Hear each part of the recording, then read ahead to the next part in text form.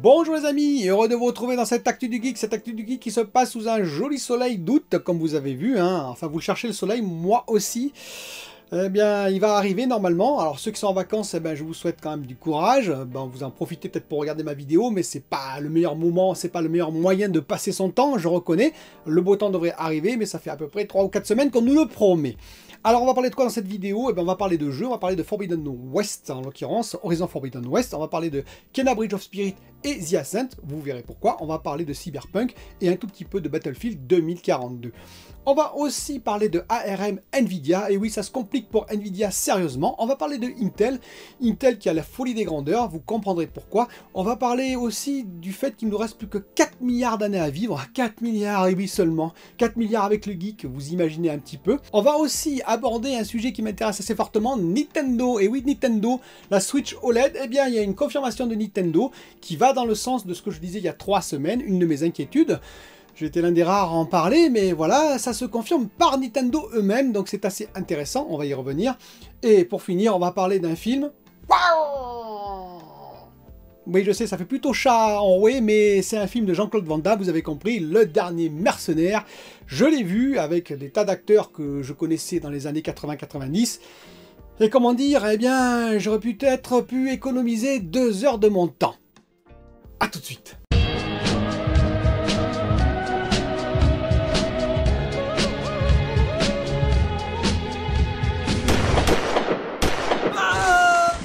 Alors on va commencer par ARM, cette société britannique que vous connaissez, puisqu'elle fait du design, elle vend des licences de design, à qui veut les acheter, il n'y a pas de limitation, des licences de design concurrentielles au x86 pour les processeurs, basse consommation, qui se retrouvent aussi dans les mobiles, dans plein d'endroits possibles, mais ils ne font pas que ça, ils font plein d'autres designs, et bien entendu, Nvidia était très intéressée par cette société qu'elle a rachetée d'ailleurs pour 40 milliards de dollars, une négociation qui devait donc se clôturer début 2022. Sauf que bien entendu, plein de monde sont contre. Aux États-Unis déjà, il y a des entreprises qui sont contre ce rachat, mais également l'Europe qui était pas très pour parce que finalement on perdait un de nos derniers fleurons européens au profit des États-Unis en termes de design, en termes d'avancée architecturale, mais également la Chine. Alors la Chine, ça se comprend un peu plus, parce que Huawei qui est derrière tout ça a un peu mis son veto, rappelez-vous, Huawei qui a subi l'embargo de Trump. Donc c'est une petite vengeance déguisée vis-à-vis des États-Unis. Et bien entendu, et surtout parce qu'ils utilisent la technologie ARM à l'intérieur, bien entendu, de leur mobile, donc ça ne les intéresse pas trop que ce soit une entreprise américaine qui rachète, entre guillemets, ARM, puisqu'à nouveau, ils auraient un autre embargo qui arriverait sur le mobile, probablement, et sur leurs différents appareils. Donc la Chine n'est pas très intéressée de voir ARM racheté par Nvidia, et bien maintenant, c'est les Britanniques qui s'y mettent, puisque les Britanniques, le gouvernement britannique, a mis son veto également sur ce rachat. Pourquoi? Pour question de sécurité nationale. Donc je pense que pour l'instant, en tout cas, le rachat de ARM par Nvidia est fortement compromis, pour pas dire totalement perdu. Alors on verra dans l'avenir, mais ça quand même, ça sent le roussi. Intel se sent pousser des ailes, et oui Intel. Ils ont annoncé par leur patron que finalement ils voulaient être leader et devant TSMC en 2025 en termes de process. Vous savez que je vous ai expliqué déjà dans une dernière vidéo, en 2025 ils veulent produire du 1.8 nanomètres, 2024 du 2 nanomètres, en 2023 du 7 nanomètres. Alors c'est assez étonnant parce qu'ils veulent passer de 2023 en 7 nanomètres directement en 2 nanomètres en 2024 grâce à IBM, ça aussi je vous l'ai expliqué, grâce à la R&D de IBM qui a produit du 2 nanomètres. Oui, alors moi je pense que c'est un petit peu optimiste de la part d'Intel quand même, parce que je vous rappelle que TSMC en 2022, hein, c'est très bientôt, seront en 3 nanomètres normalement production, ils ont même 6 mois d'avance sur leur plan, leur premier plan qu'ils avaient produit. C'est-à-dire qu'ils vont produire du 3 nanomètres dès 2022 si tout fonctionne bien, TSMC. Vous imaginez bien qu'en 2025, 3 ans plus tard, je ne suis pas sûr qu'ils ne soient pas déjà en 1 nanomètre, ou en tout cas en 2 nanomètres production. Donc je pense que Intel fait des avances, fait des annonces pour rattraper un peu le retard qu'ils avaient 5 années de retard quand même, donc ils disent attention, on est encore là, on va arriver à fond. C'est très bien, ça permet en particulier aux actionnaires d'être un peu rassurés, aux investisseurs d'être rassurés, mais est-ce que ce sera la vérité? Je me méfierais quand même si j'étais Intel des annonces précipitées parce que ça peut leur coûter très cher à la fin. Bon, je souhaite évidemment qu'ils rattrapent leur retard. On a tout intérêt pour nous consommateurs à avoir une vraie concurrence entre Intel et AMD en particulier, mais prudence quand même sur cette annonce. En 2025, on verra s'ils sont effectivement en production en 1.8 nanomètres, j'en suis pas bien sûr. Horizon Forbidden West, eh bien oui, vous avez probablement entendu la nouvelle, ça va être repoussé probablement, il faut que ce soit confirmé par Sony.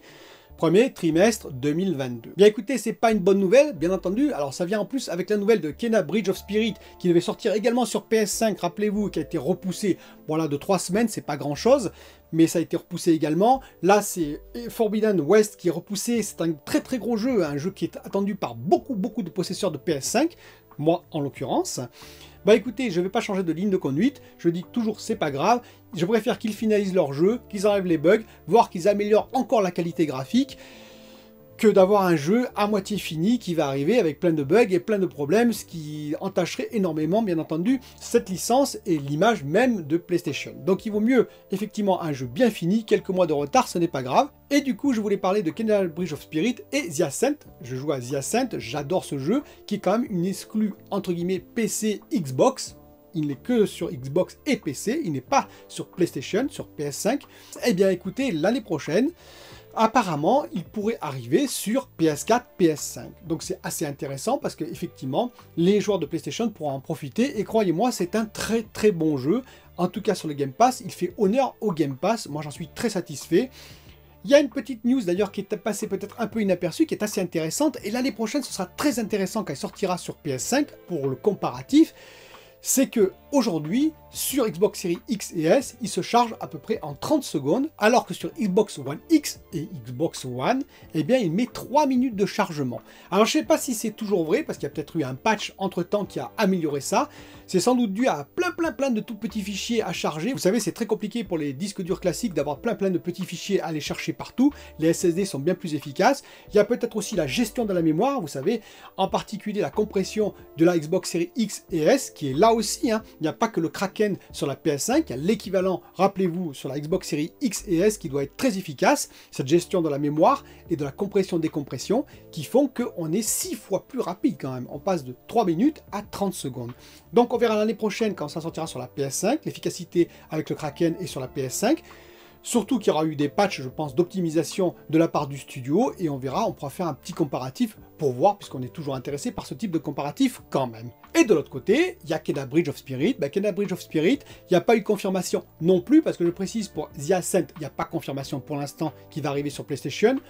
On le présume, puisque c'est un studio indépendant de Xbox Studio Games, en l'occurrence, donc c'est probable qu'il sorte également le jeu sur PS4, PS5, ça paraîtrait assez logique, surtout s'il a un bon succès avec le Game Pass, ça donnera une belle aura au jeu, et donc les possesseurs de PlayStation, de PS4, PS5 seront très intéressés par ce jeu, je n'en doute pas un instant.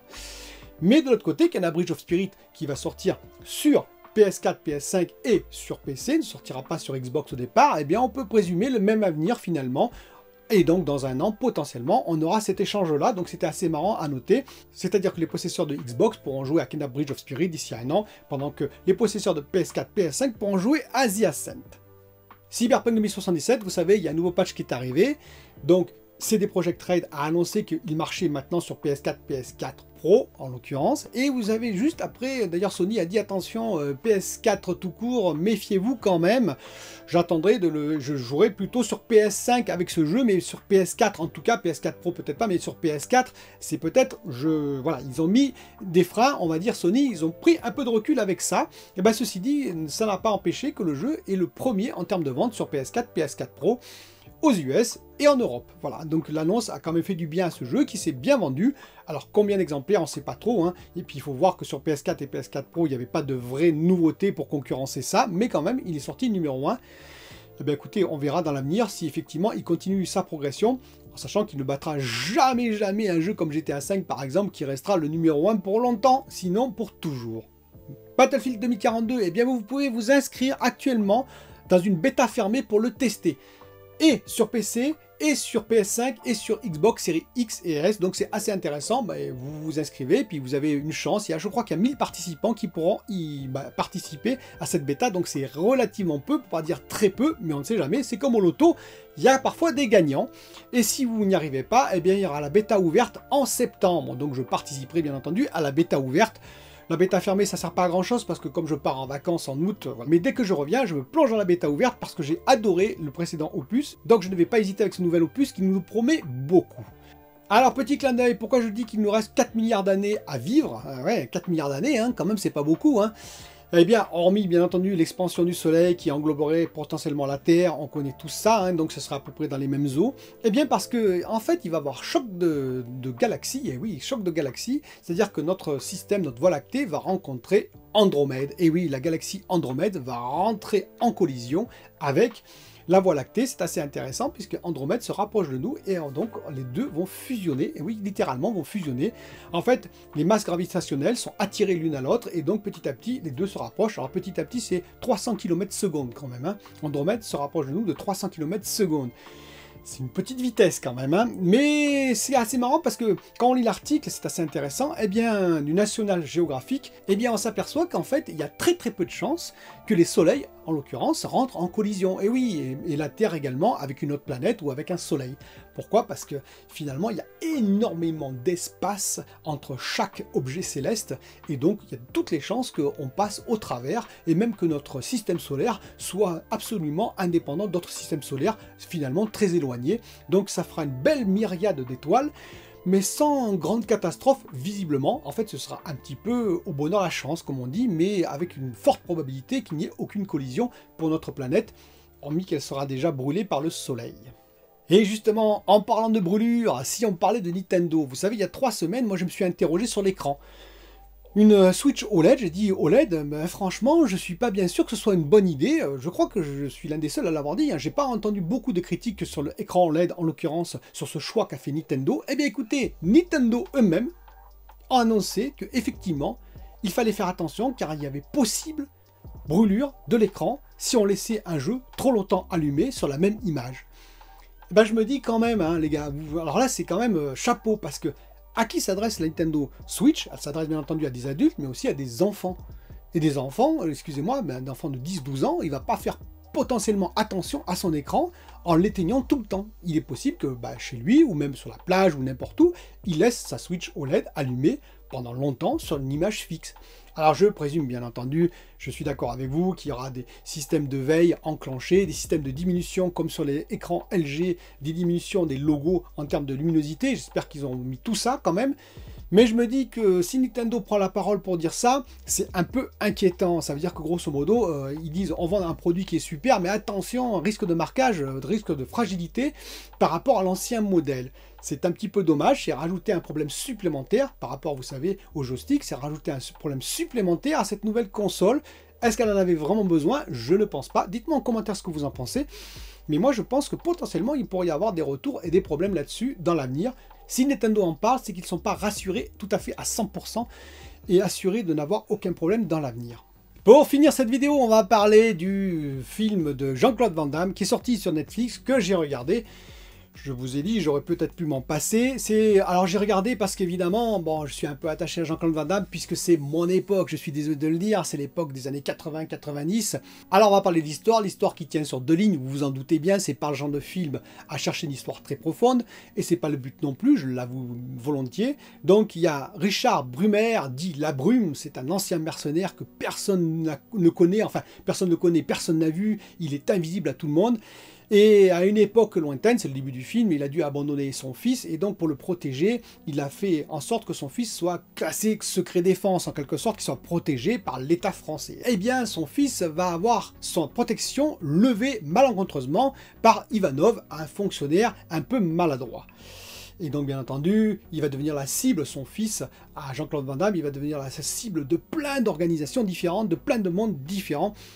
Et ça va se compliquer, et Jean-Claude Van Damme va revenir pour aider son fils, bien entendu. Alors le scénario tient en 2 lignes, vous l'avez compris. Le film est de David Charon, qui a fait Les Naufragés, qui a fait Cyprien, qui a fait De l'autre côté du périph'. Bon, pas des grandes réalisations, on peut dire, et celle-ci n'échappe pas à la règle, malheureusement.